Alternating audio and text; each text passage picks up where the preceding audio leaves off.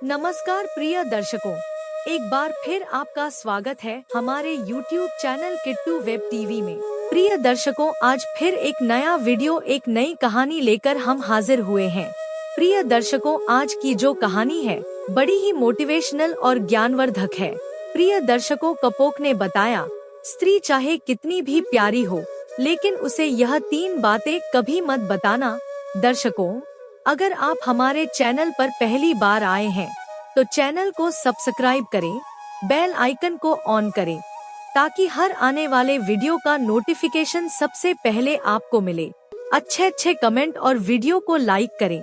दर्शकों, तो चलिए शुरू करते हैं यह प्यारी सी कहानी, यह प्यारा सा वीडियो।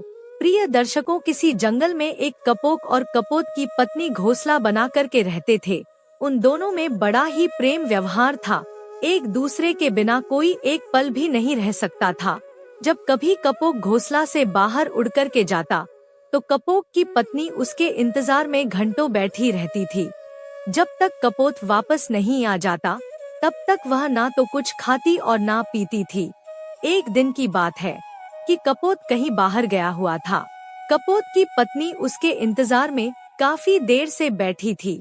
कुछ देर के बाद कपोत हांफ हुआ आया और चुपचाप जाकर के अपने घोंसले में लेट गया। कपोत की इस तरह की हालत को देख कर के कपोत की पत्नी उसके पास गई और कहने लगी कि क्या बात है, आज तुम बहुत उदास दिखाई दे रहे हो। कपोत कहने लगा, कोई बात नहीं है।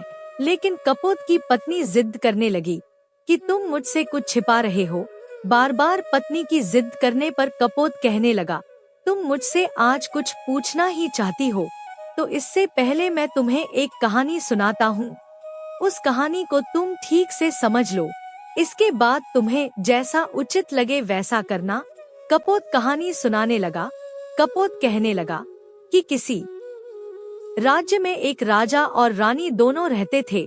राज्य में हर तरह की सुख सुविधाएं थी। घोड़े, दास, दासियां, अनेक तरह का धन दौलत, उनके पास सब कुछ था। यदि उनके पास कुछ नहीं था तो वह थी संतान। इसी कारण से राजा और रानी दोनों बहुत ही चिंतित रहते थे। उस राजा और रानी ने अनेक तरह के धार्मिक अनुष्ठान किए, मंत्र किया, जप तप किया, अनेक तरह का पूजा पाठ किया, लेकिन कोई फायदा नहीं हुआ। राजा रानी दोनों बुढ़ापे की ओर बढ़ते गए। एक दिन की बात है कि राजा और रानी यह सोच करके बड़ी ही चिंता में व्याकुल होने लगे कि अब राज्य का क्या होगा, हमारे राज्य का कौन वारिस बनेगा। इतना बड़ा राज्य है, इसको कौन संभालेगा, कौन लेगा हमारी प्रजा की जिम्मेदारी। राजा और रानी दिन रात इसी चिंता में घुटने लगे। उनको खाने पीने की भी सुध भी नहीं रहती थी। एक दिन सुबह की बात है कि राजा के दरबार में एक साधु आता है और दासी दौड़ करके रानी के पास जाती है। रानी दासी से कहती है कि यह मेरा अंतिम दान धर्म है, इसके बाद मैं अपने हाथों से कोई दान नहीं करने वाली हूँ। रानी चावल से भरा हुआ एक कटोरा हाथ में लेकर के बाहर आती है और साधु की झोली में डाल देती है। उसके चेहरे पर छाई हुई व्याकुलता देख कर के वह साधु उससे पूछता है कि रानी क्या हुआ, आप इतना दुखी क्यों हैं? रानी साधु को सारी जो भी बात थी वह सब कुछ रोते हुई बताने लगी। साधु को रानी पर दया आ गई। कुछ पल गंभीर होने के बाद साधु कहने लगा कि चिंता मत करो रानी, आपकी संतान की इच्छा पूरी हो जाएगी। आपकी कोख से एक पुत्र जन्म लेगा, मात्र वह 14 साल तक ही आप लोगों को मिलेगा। उसके आगे वह इस मृत लोक में नहीं रह पाएगा। इससे बढ़कर के आपको कुछ देना मेरे लिए संभव नहीं है। अपनी बात पूरी करते करते उसने अपनी झोली में हाथ डाला और थोड़े से चावल निकाल करके रानी को दे दिया और कहा कि आप और राजा दोनों इस चावल की खीर बना करके दोनों खा लेना, इससे तुम्हें पुत्र की प्राप्ति होगी। इतना कह करके वह साधु वहाँ से चला गया। उस साधु के जाने के बाद रानी सोचने लगी, 14 साल तो सही है, उतने समय के लिए हमें पुत्र तो मिलेगा, यही काफी है। उतने साल तक मैं उसे जी जान से बड़ा करूंगी, उसका पालन पोषण करूंगी, उसे बहुत प्यार करूंगी, उसे दुलार करूंगी। और अपनी संतान की जो हमारे मन में इतने दिनों से इच्छा मरी पड़ी हुई थी, वह जीवित हो जाएगी। कपोत कहने लगा कि उस रात अपना सारा राजकाज खत्म करने के बाद रानी राजा के पास पहुंची और राजा को जाकर के सारी बात बता दी थी कि साधु ने उसे कुछ चावल देकर के खीर बना करके खाने के लिए कहा है।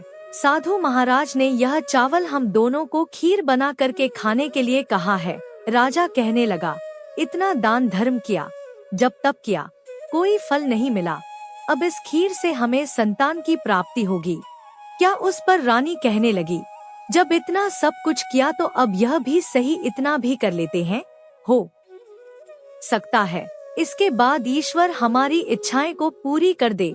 उस साधु के क्रोध को क्यों बुलावा दे? यदि उसका हम कहना नहीं मानेंगे तो साधु नाराज हो जाएगा।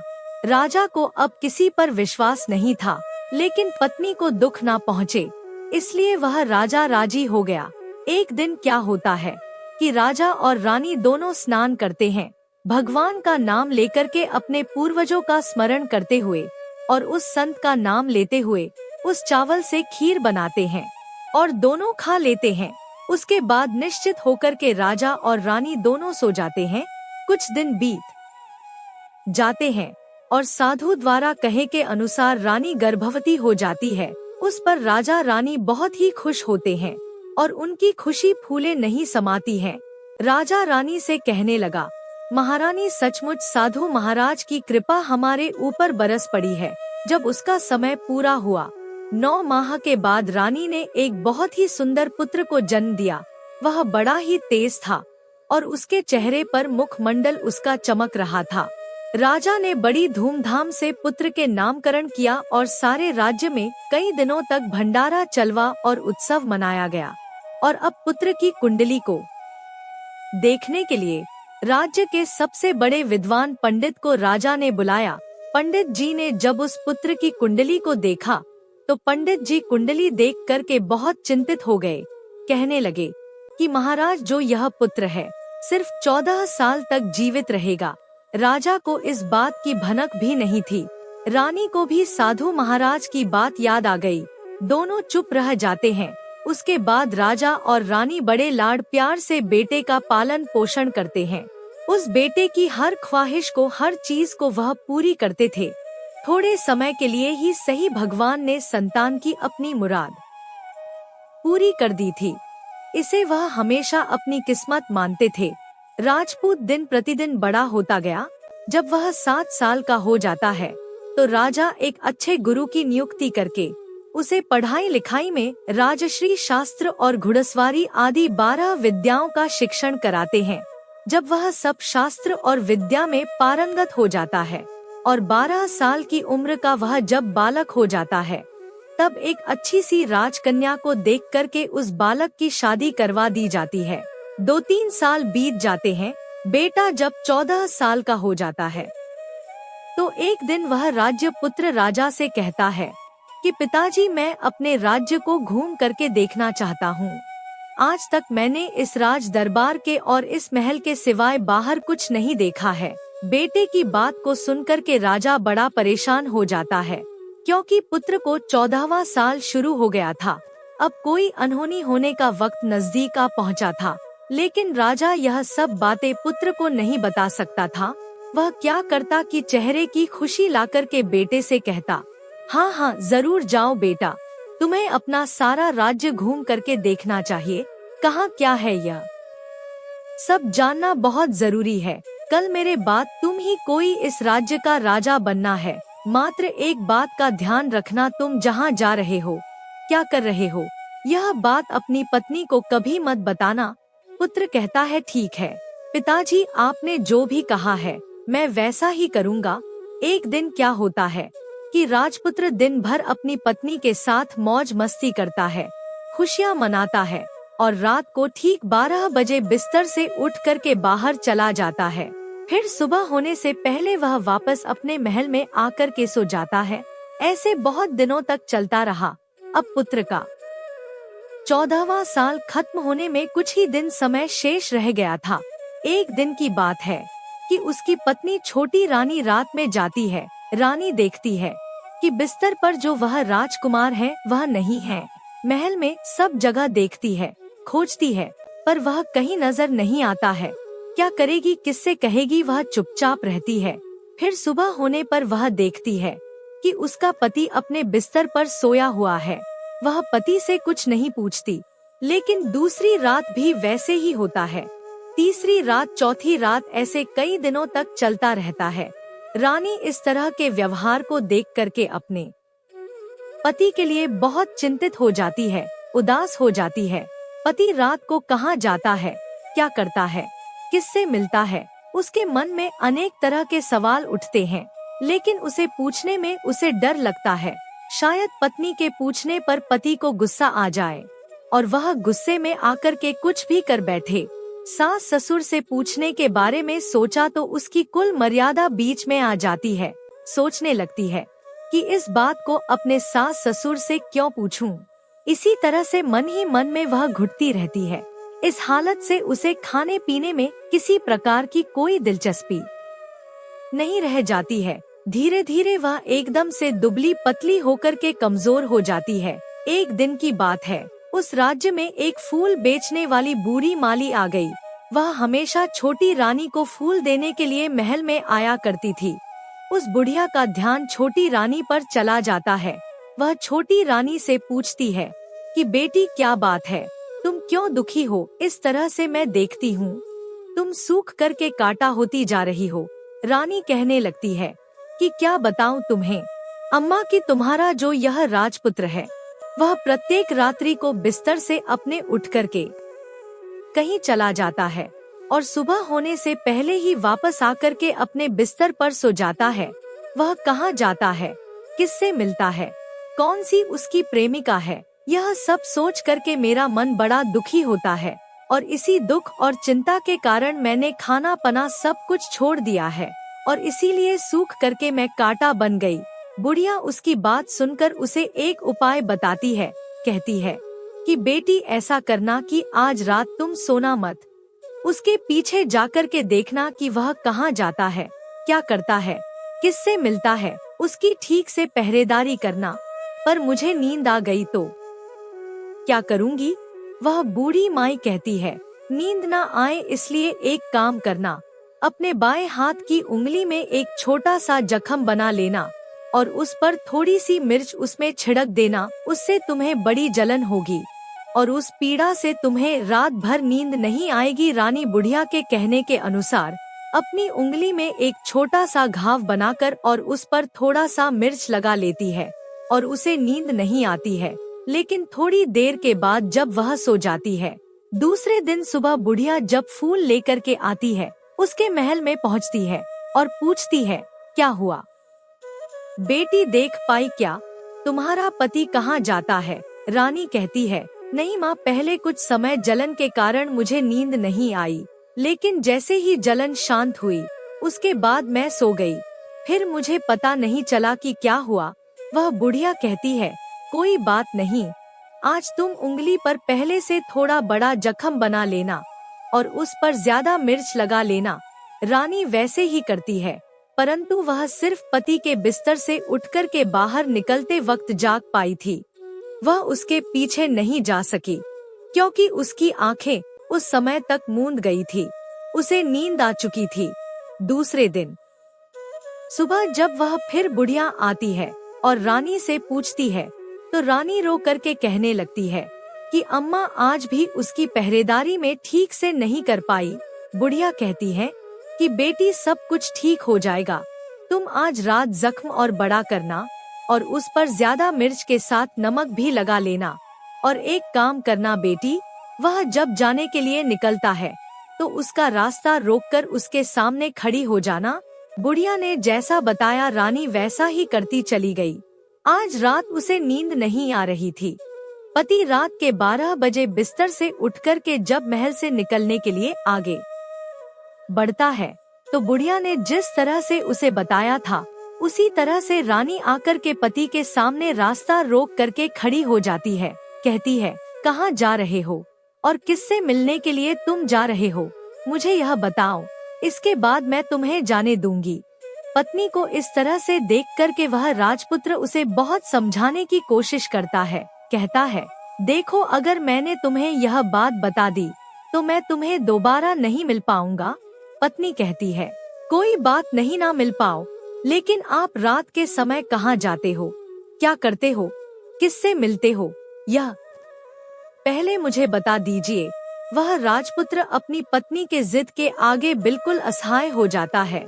पत्नी की जिद के आगे उसकी एक नहीं चलती। ठीक उसी समय उसका 14वां साल खत्म होने वाला था, 15वां साल लगने वाला था। वह सोचता है कि वह कुछ चावल को मंत्रों से सिद्ध करके अपनी पत्नी को देकर कहता है, देखो इन चावल के दानों को दोनों हाथों में अपनी मुट्ठी में पकड़ लेना। पहले दाएं हाथ में पकड़े चावल मेरे ऊपर फेंक देना। मैं कौन हूँ तुम्हें पता चल जाएगा। बाद में बाएं हाथ में पकड़े हुई चावल मेरे ऊपर फेंकना। मैं जैसा था तुम हे मिल जाऊंगा, लेकिन यदि तुम बाएं हाथ के चावल मेरे ऊपर फेंकना भूल गई तो मैं तुम्हें कभी नहीं मिल पाऊंगा। इतना याद रखना। रानी बड़े आत्मविश्वास के साथ कहकर के दाएं हाथ में पकड़े चावल पति के ऊपर फेंक देती है। वह जो राजपुत्र था एकदम एक घोड़े में परिवर्तित हो जाता है। एक सफेद घोड़ा, लंबी गर्दन, बड़ी बड़ी उसकी आंखें, देखते ही वह तेजी से दौड़ने लगता है। रानी उस घोड़े को देखकर एकदम से घबरा जाती है और पति ने बाएं हाथ के चावल फेंकने की जो बात कही थी वह सब रानी भूल जाती है। उसकी आंखों के सामने वह घोड़ आहिन हिना करके महल से बाहर चला जाता है। घोड़ा जो महल से बाहर जाता है तो वापस नहीं आता। अब रानी को बड़ा पश्चात होता है। वह स्वयं को कोसने लगती है, लेकिन अब उससे कोई फायदा नहीं होने वाला था। राजपुत्र वह वापस नहीं आने वाला था। जब सुबह होती है, महाराज और महारानी को सब साथ पता चलता है। उन्हें बहुत दुख होता है। कोई बिस्तर पकड़ लेते हैं और अपने बेटे का इंतजार करने लगते हैं। एक दिन उनका बेटा वापस आएगा, यही सोचते रहते हैं। इसी तरह से 1 दिन, 2 दिन, 10 दिन, महीना बीत गया। 2 महीने बीत गए, 3 महीने बीत गए। आखिर धीरे धीरे करके 6 महीने ने पूरे हो गए, लेकिन राजपुत्र का अब तक के कोई किसी प्रकार का कोई पता नहीं था। मंत्री राजपुत्र को ढूंढने के लिए राज्य के गांव गांव सिपाही भेजता है, लेकिन उसे कोई सफलता नहीं मिलती है। इधर रानी की जिद के कारण पति गायब हो गया। यही सोच करके स्वयं ही मन अपने आप को कोसती रहती है और एक दिन वह प्रण लेती है कि कुछ भी हो जाए, मैं पति को किसी तरह से ढूंढ करके उसे वापस जरूर घर लेकर आऊंगी। एक दिन की बात है कि सुबह उठकर के वह अपने सास ससुर के पास जाती है और कहती है कि मैंने अपने पति को मजबूर करके जो भी मैंने पाप कर्म किया है और उसी के कारण मेरा पति यहाँ से नाराज होकर के चला गया है। मैं किसी भी कीमत पर अपने पति को खोज करके लाऊंगी और मैं अपने पति की खोज में जा रही हूँ। महाराज और महारानी को क्या चाहिए था?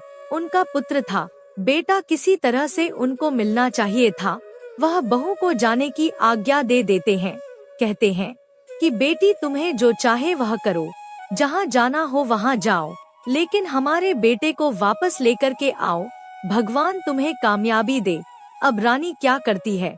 वह शाही भेष बदल करके एक सेठानी बन जाती है और अपने साथ कुछ नौकर और दासी एक बड़ा सा भोजनालय खोल देती है। वह आने वाले सब यात्रियों को वह मुफ्त में खाना खिलाने लगती है और उनसे कहती है कि तुम्हें जो खाना खाना है उसके लिए एक शर्त है। कोई अजीब चीज उसकी मालकिन को यानी राजकन्या को बतानी पड़ेगी, जो वहाँ आने वाला हर नागरिक अपनी तरफ से मैंने यह देखा है, मैंने वह देखा है, यह कहकर वहाँ से मुक्त खाना खा करके जाता था। परंतु रानी को जो बात चाहिए थी वह अब तक नहीं मिल चुकी थी। ऐसे ही कई दिन बीतते गए। एक दिन क्या होता है, रानी के महल फूल लेकर जाने वाली बुढ़िया के एक बेटा और बहू थे। उनका एक छोटा बेटा था, यानी बुढ़िया का एक पोता था। बेटा और बहू सुबह काम के लिए जब निकलते तो पोते को संभालने की जिम्मेदारी बुढ़िया पर रहती थी। बुढ़िया दिन भर पोते की देखभाल करती थी। एक दिन होता क्या है कि बुढ़िया को पान खाने की बड़ी आदत थी। वह पान खाने के लिए उसे चूना चाहिए था। वह उसे तैयार करने के लिए सीपियां लेकर के आई और इन सीपियां को भूनने के लिए गोबर के कंडे चाहिए थे। कंडे इकट्ठा करने के लिए वह बांस की टोकरी लेकर के चरवाहे के मैदान में गई। वहाँ बहुत सारे कंडे थे। उन्हें जमा कर करते उसे घर आने में काफी अंधेरा हो चुका था और बेटे की जो सहन शक्ति थी वह समाप्त हो गई और बुढ़िया के वापस आने पर वे लोग उसे घर से निकाल देते हैं। बुढ़िया रात भर घर के बाहर अंधेरे में बैठी रही और सुबह होते ही टोकरी लेकर के कंडे इकट्ठा करने के लिए वह निकल गई। उस दिन उस पर कंडे इकट्ठा करने का मानो पागलपन सवार था। वह कंडों को इकट्ठा करते करते कब अंधेरा हो गया, सुबह से शाम हो गई, उसे कुछ पता नहीं चला। जब उसे ध्यान आया तो गांव का जो रास्ता था वह ठीक तरह से उसे दिखाई भी नहीं दे रहा था और वह अंधेरे में अपनी आंखें फाड़ फाड़ करके देखती और किसी तरह से वह आगे चल रही थी।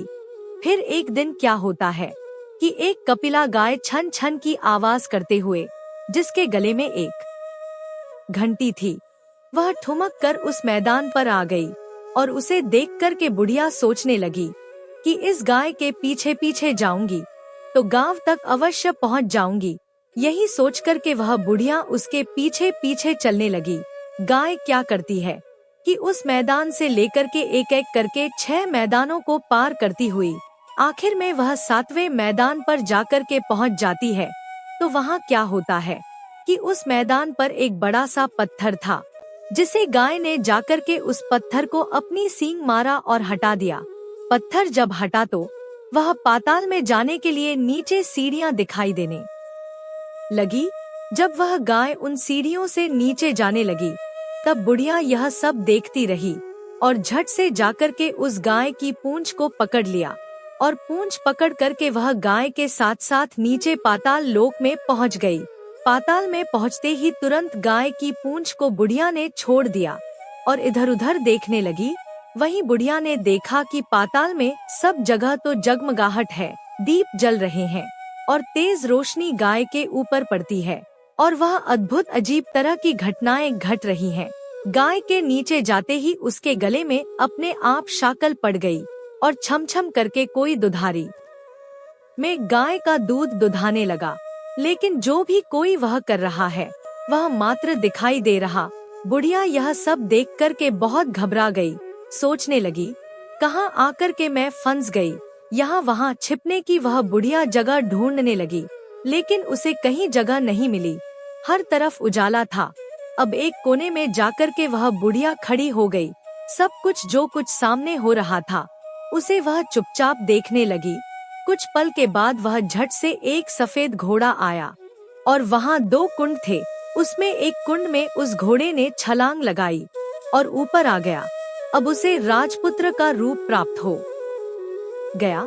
राजपुत्र बनने के बाद उसने दूसरे कुंड में पानी में स्नान किया। वहाँ रखे नए नए कपड़े पहने और एक सुंदर पलंग पड़ा था, उस पर आकर के बैठ गया। उसके सामने अपने आप 5 पकवानों की थाली आ गई। दूध की प्याली आई और उसके सामने एक कोवा बैठा हुआ था। राजपुत्र ने खाना खाया, दूध पिया, पान सुपारी खाई और बिस्तर पर लेट जाने से पहले वह भगवान सूर्य का स्मरण करके सामने उसके रखे हुए कोवे से पूछने लगा कि कौवे कौवे मेरे माता पिता क्या कर रहे हैं। कौवा कहने लगा, बेटे के शोक में वो डूबे हैं। वह कहने लगा कि राज्य को कौन संभालता है। कौवा कहने लगा कि राज्य प्रधान संभलता है। राजकुमार ने पूछा कि मेरी पत्नी क्या करती है। कौवा ने कहा, उसने चौराहे पर आकर के भोजनालय शुरू किया है और आते जाते लोगों से वह हर रोज नई खबर के बारे में पूछती है। कौवे के या कहते ही राजपुत्र कहने लगा, ठीक है। उसके बाद वह सो गया। बुढ़िया कोने में खड़ी होकर के यह सब कुछ देखती रही। ऐसी अद्भुत घटना उसने जिंदगी में पहली बार देखी थी। उसे अंदर ही अंदर बड़ी व्याकुलता होने लगी।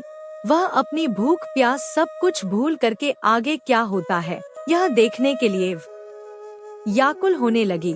लेकिन उसके बाद और कुछ घटनाएं नहीं घटी थी। इसी तरह से रात बीत गई। सुबह हो गई। सुबह होने पर पलंग पर सोया हुआ वह राजकुमार उठा। और फिर से पहले वाले कुंड में छलांग लगाई। अब वह फिर से घोड़ा बनकर के कुंड से बाहर आ गया और बाहर आते ही वह तेजी से उस पाताल नगरी के बाहर निकल गया। लेकिन वह कहाँ गया बुढ़िया को कुछ पता नहीं चला। उसके बाद पिछली रात की तरह कोई उस गाय को छम छम करके दूध धोने लगा। जैसे ही दूध धोना खत्म हुआ, गले में उसके रस्सी पड़ गई और जो रस्सी पड़ी हुई थी वह अपने आप खुल गई और वह गाय तेजी से ऊपर जाने वाली सीढ़ियों की ओर भागने लगी। गाय को उस तरह जाते हुए देखकर के वह बुढ़िया सोचने लगी, अब गाय के साथ यहाँ से ऊपर जाना ही समझदारी है, नहीं तो कोई नई मुसीबत आकर के मेरे ऊपर पड़ जाएगी।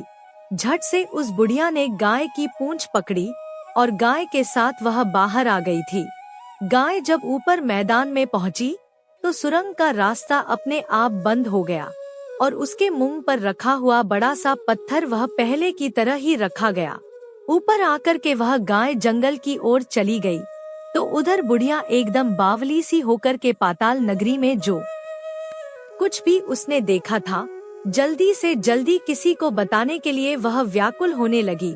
एकदम से याद आया कि नगर की सीमा पर कोई औरत है जो भोजनालय चलाती है और नई बात बताने वाले को वह खाना फ्री में खिलाती है। ऐसा सोच करके वह सोचने लगी कि मैं क्यों ना जाकर के उस औरत को बात बताऊं और यदि उसे यह बात पसंद आ गई तो बाकी जीवन खाने पीने की जो भी झंझट है उसे सब मुक्ति मिल जाएगी। बुढ़िया ने मन में विचार किया और तुरंत उस भोजनालय के द्वार पर टंगे हुए नगाड़े के सामने जाकर के पहुंच गई और जोर से नगाड़ा बजाना शुरू कर दिया। नगाड़े का इस तरह से बजना सुनकर के मालकिन यानी छोटी रानी की मन में बड़ी प्रसन्नता होती है। सोचती है कि शायद कोई बड़ी बात लेकर के यहाँ आया है। रानी सिपाहियों को आदेश देती है कि जाइए और जो भी कोई आया है उसकी अच्छी तरह से खातिरदारी कीजिए। आदेश पाते ही सिपाही नीचे दौड़ करके गए तो एक बुढ़िया नगाड़ा बजा रही है। उन्होंने उस बुढ़िया से पूछा, क्यों रे बुढ़िया, क्या हुआ, क्यों नगाड़ा बजा रही है? बुढ़िया कहने लगी, कुछ नहीं बेटा, यहाँ खाना मिलता है ना, इसीलिए आई हूँ। खाना चाहिए मिलेगा, लेकिन मुझे तुमसे कोई नई बात जाननी है, वह बात तुम्हें पहले बतानी पड़ेगी। बुढ़िया ने कहा कि हाँ बताऊंगी, एक बात मालूम है मुझे। इस पर सिपाही उसे अंदर लेकर के आए। उनको मालकिन का आदेश था कि जो कोई बूढ़ा बुजुर्ग वहाँ आए उनके साथ अच्छी तरह से पेश आना और उनका अच्छा से आदर सत्कार करना और सेवा करना। सिपाही ने उस बुढ़िया को भरपूर आदर सत्कार किया और बड़ी सी थाली भर करके अनेक तरह के व्यंजन को परोस दिया। बुढ़िया ने कुछ दिनों से उन्होंने खाना नहीं खाया था। कई दिनों से वह बुढ़िया भूखी थी। खाने को देखती ही वह खाने पर टूट पड़ी और जब उसने खाना खा लिया तो उसे सिपाहियों ने नई साड़ी पहनने के लिए दी। उसके बाद उसे लेकर के वह सब रानी के पास ले गए। बुढ़िया और रानी ने तुरंत एक दूसरे को पहचान लिया। बुढ़िया कहने लगी कि बेटी तुम, और रानी बोली अम्मा तुम। कुछ देर तक दोनों अनेक तरह की बातें करती रही। रानी आखिर बुढ़िया से कहने लगी कि अम्मा अब बताओ, तुमने क्या नई बात देखी है? नई बात मैंने कोई नहीं देखी, वह तो मेरे पास तुम्हें देने के लिए खाने के पैसे नहीं थे, इसीलिए मैंने झूठ कहा और नगाड़ा बजा दिया। रानी ने कहा कि अम्मा घबराओ नहीं, बैठी हो, अब दोबारा मत करना, नहीं तो तुम्हें जो दिख रहा हूँ वह भी नहीं दिखूंगा। रानी रोने लगी, जोर जोर से जमीन पर सर पटकने लगी। राजपुत्र के मन में रानी के प्रति दया आ गई। वह उससे कहने लगा, यदि तुम मुझे पाना चाहती हो तो तुम्हें एक काम करना होगा। काम बड़ा कठिन है और वह काम तुम्हें अकेले ही करना होगा। रानी ने कहा, कहो कितना भी कठिन काम होगा, मैं उसे पूरा करूंगी। उस राजपुत्र ने कहा कि इस पाताल से ऊपर जाते ही तुम्हें एक बड़ा घना जंगल नजर आएगा और इस तरह के 6 जंगलों को पार करने के बाद जब 7वां जंगल तुमको मिलेगा तो उस जंगल के बीचों बीच में एक बरगद का पेड़ है और उसके आसपास जगह जगह पत्ते, फंदे, कांटे आदि सब पड़े हुए हैं।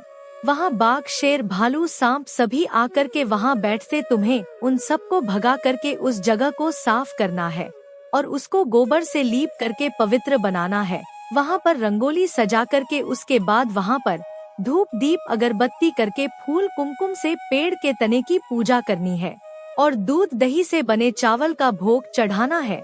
यह सब तुम दोपहर के 12 बजे से पहले करना होगा और 12 बजे के समय तुम्हें उस जगह पर बैठ कर के सूर्य भगवान का मंत्र का जाप करना है। ठीक 12 बजे सूर्य भगवान का रथ आकर के वहाँ उतरेगा और वह सब देख कर के जब खुश हो जाएंगे और कहेंगे कि जिस किसी ने यह सब किया है उसे मैं मनचाहा वरदान देना चाहता हूँ। ऐसा सुन के तुम सामने जाना और उनके रथ का दाहिना घोड़ा मांग लेना, मैं तुम्हें मिल जाऊंगा। इतना कह कर के वह राजपुत्र अपने पलंग पर जाकर के सो गया और छोटी रानी सुबह होने का इंतजार करने लगी। सुबह होते ही वह बुढ़िया के साथ गाय की पूंछ पकड़ करके ऊपर आ गई। ऊपर आने के बाद वह बुढ़िया से कहने लगी, अम्मा अब मैं अकेले आगे जाऊंगी, तुम भोजनालय को वापस चली जाओ। वह जंगल में जाकर के राजपुत्र के द्वारा बताई गई जो भी बात थी वह ढूंढने लगी और स्वयं आरी से उस जगह सब कुछ काटने के बाद साफ सफाई किया और जैसे उस राजपुत्र ने कहा था वैसे ही उसने उस जगह को साफ करके, लीप पोत करके और चंदन, धूप, दीप, अगरबत्ती करके दूसरे दिन 12 बजने से पहले ही वहां जाकर के यह सब कुछ करती है और बैठ कर के भगवान सूर्य का स्मरण करने लगी जैसा कि उसके पति ने बताया था। दोपहर को ठीक 12 बजे सूर्य भगवान का रथ उस स्थान पर आकर के रुक गया। सूर्य भगवान ने जब रथ से नीचे देखा तो सुगंधित वातावरण देखकर के वह बहुत प्रसन्न हो गए। कहने लगे कि जिस किसी ने यह काम किया है वह यहाँ आकर के मुझसे मनचाहा वरदान मांग ले, उसे मैं अवश्य दूंगा। रानी ने जब यह शब्द सुना तो बिना किसी संकोच के दौड़ करके वह सूर्य भगवान के सामने आई और उनको साष्टांग प्रणाम करके कहने लगी, भगवान वह मैं ही हूँ, मैंने इस जगह को साफ किया है। अच्छा तो तुम्हें जो चाहिए वह वरदान मांग लो। भगवान मुझे आपकी रथ का दाहिना घोड़ा चाहिए। सूर्य भगवान बोले, नहीं नहीं, मैं तुम्हें इसे नहीं दे सकता, मैं किसी भी तरह से तुम्हें रथ का यह घोड़ा नहीं दे सकता। मेरे रथ में 12 घोड़े हैं, तुम चाहो तो कोई और घोड़ा मांग लो, लेकिन यह दाहिना घोड़ा मत मांगो, वो मैं तुम्हें नहीं दे सकता। छोटी रानी ने एक भी नहीं सुनी, वह सूर्यदेव से एक ही बात कह रही थी कि हमें कुछ भी हो और कुछ नहीं चाहिए, आपके रथ का सिर्फ दाहिना घोड़ा ही चाहिए। वह सूर्य भगवान के पैरों में कहने लगी कि मैं अपनी जान दे दूंगी। सूर्य भगवान के पास धर्म संकट पड़ गया, उन्होंने वचन दे दिया था, अब अपने वचन से पलट नहीं सकते थे। उन्होंने कहा ठीक है, दे दिया तुम्हें घोड़ा। सूर्यदेव ने कहा कि फिर एक बात और कही, देखो मैंने तुम्हें घोड़े को तो दे दिया लेकिन वह तुम्हें यहाँ नहीं मिलेगा, तुम्हें उसे जाकर के पाताल लोक से लाना होगा। रानी कहने लगी, पाताल क्या भगवान, मैं उन्हें पाने के लिए कहीं भी जा सकती हूँ और किसी हद तक कुछ भी कर सकती हूँ। रानी को वचन देकर के सूर्यदेव अपने मार्ग में चले गए और इधर रानी जंगल से अपने भोजनालय में आ गई। अब वह उस बुढ़िया को लेकर के उस मैदान पर आ गई। जल्दी ही शाम हो गई। शाम होती ही वहाँ पर गाय पहुँची और गाय की पूंछ पकड़ करके वह दोनों पाताल लोक में पहुँच गए। रानी और बुढ़िया जल्दी जल्दी नीचे जो कुछ भी पाताल लोक में घटनाएं थी वह सब पहले की तरह ही गठित होने लगी। घोड़े का एक कुंड में स्नान करके राजपुत्र बनकर नहा धो करके पलंग पर जाकर के बैठना और खाने पीने की थाली उसके सामने आना। जो कुछ पहले हुआ था वह सब उसी तरह से हो गया, लेकिन आज एक नई बात घटी थी। आज दो थाली, दो दूध की प्याली उसके सामने आए। अपने हिस्से की थाली खाकर के, दूध पीकर के, पान खाकर के वह सोने के लिए चला गया और हमेशा की तरह सोने से पहले वहां बैठे कौवे से वह पूछने लगा, कौवे कौवे मेरे पिता क्या करते थे? उस कौवे ने जवाब दिया कि वह दोनों तुम्हारे शोक में मरने की स्थिति में पहुंच गए हैं। ऐसा झट से उसकी सुनते ही आंखों से आंसू बहने लगे। फिर वह पूछने लगा कि कौवे कौवे मेरा राज्य कौन चला रहा है। वह कौवा कहने लगा कि तुम्हारा राज्य प्रधान चला रहा है और वह सब कुछ हड़प चुका है। वह प्रजा पर बहुत अत्याचार कर रहा है। यह सुनकर के राजपुत्र को बड़ा गुस्सा आया। वह गुस्से में अपनी मुट्ठी को भींचने लगा, पूछने लगा, कौवे कौवे मेरी पत्नी इस समय क्या कर रही है। कौवा कुछ नहीं बोला, चुप रहा। अब रानी का संयम जवाब दे चुका था। वह दौड़ करके पति के गले में जाकर के पड़ गई। राजपुत्र कहने लगा, अब मैं तुम्हें मिल गया। राजपुत्र की पत्नी कहने लगी, सच कहते हो, अब आप फिर से घोड़ा तो नहीं बनोगे। राजपुत्र कहने लगा, नहीं, मैं दोबारा घोड़ा नहीं बनूंगा। तुमने जो इतने सारे कष्ट उठाए हैं मुझे पाने के लिए, इसलिए सूर्यदेव ने मुझे के लिए घोड़े के जन्म से मुक्त कर दिया है। राजपुत्र ने बड़े प्यार से कहा और उसे गले लगाया और उसके आंसू पोंछे। और उसके बाद वह जो वहाँ पर कौवा बैठा हुआ था वह कहने लगा कि हे राजकुमार और राजकुमारी, तुम दोनों जाने से पहले मेरी 3 बातें याद रखना। कौवा राजकुमार से कहने लगा कि पत्नी चाहे कितनी भी प्यारी हो, आप उसे कितना भी मानते हो, लेकिन यह 3 बातें उसको कभी नहीं बताना। पहली बात, जिस बात को बताने से आपके ऊपर और आपके परिवार पर संकट आने वाला हो, उस बात को पत्नी को कभी नहीं बताना चाहिए। दूसरी बात, ऐसी बातें जिनको आप गुप्त रखना चाहते हैं, किसी के साथ शेयर नहीं करना चाहते, वह बातें भी पत्नी को नहीं बताना चाहिए, क्योंकि स्त्रियों के पेट में कोई भी बात नहीं पचती है। इसीलिए गुप्त बातों को पत्नी को कभी नहीं बताना चाहिए। जिस बात को बताने से आपकी जान को खतरा हो और आपके माता पिता को कष्ट हो, आपके परिवार पर संकट आ जाए, ऐसी बात को भी स्त्री को कभी नहीं बताना चाहिए। कौवे की बात को सुनकर के वह दोनों ने कहा, ठीक है, जैसी गलती हम लोगों ने पहले की है, अब वह दोबारा गलती मैं नहीं करूंगी। उसके पश्चात उस राजपुत्र ने बड़े प्यार से कहा और उसे गले लगा लिया, अपनी रानी के आंसू पोंछे। कुछ देर के बाद सुबह हो गई। गाय की श्रृंखला टूट करके भूलोक पर जाने लगी। रानी, राजपुत्र और बुढ़िया उसकी पूंछ पकड़ करके ऊपर आ गए। ऊपर आने पर वह सीधे भोजनालय में पहुँचे।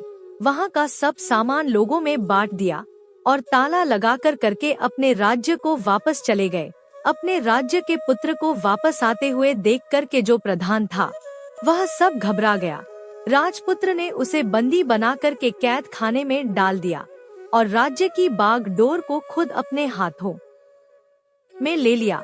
इसके बाद अपने माता पिता से मिलने के लिए वह राजकुमार राजकुमारी के साथ अपने महल में गया और राजपुत्र क्या देखता है कि उसके माता पिता उसका सुख कर कांटे बन गए हैं। पुत्र को देखकर के मरणासन्न स्थिति में राजा और रानी की आंखों से टप टप आंसू बहने लगे। इन दोनों ने पुत्र को गले लगाया, उसे प्यार से सहलाने लगा। इतना होने के बाद उनके सेहत में एकदम से सुधार आने लगा। वह बिस्तर से उठ कर के बैठ गए, पुत्र को आशीर्वाद देने लगे। राजा के पुत्र के आने की खबर तुरंत सारे राज्य में फैल गई। प्रजा इस तरह की बात को सुनकर के फूली नहीं समा रही थी। सारी प्रजा राजमहल में आकर के इकट्ठी हो गई। राजपुत्र ने उन्हें दर्शन दिया और आज से उन्हें किसी प्रकार का कोई दुख नहीं पहुंचेगा, ऐसा वचन देकर के वह अपने राज्य के सिंहासन पर जाकर के बैठ गया और एक अच्छा राजा बनकर के अपने अच्छे राज्य को अच्छी तरह चलाने लगा और अपनी पत्नी के साथ और अपने माता पिता के साथ सुख शांति से जीवन बिताने लगा। और जो आप बुढ़िया थी उसे वह अपने पास में उसे रख लिया। दोस्तों, यह कहानी आपको कैसी लगी कमेंट बॉक्स में जरूर बताना और यदि वीडियो आपको पसंद आया है, अच्छा लगा है, तो वीडियो को एक लाइक करके चैनल को सब्सक्राइब कर देना। धन्यवाद।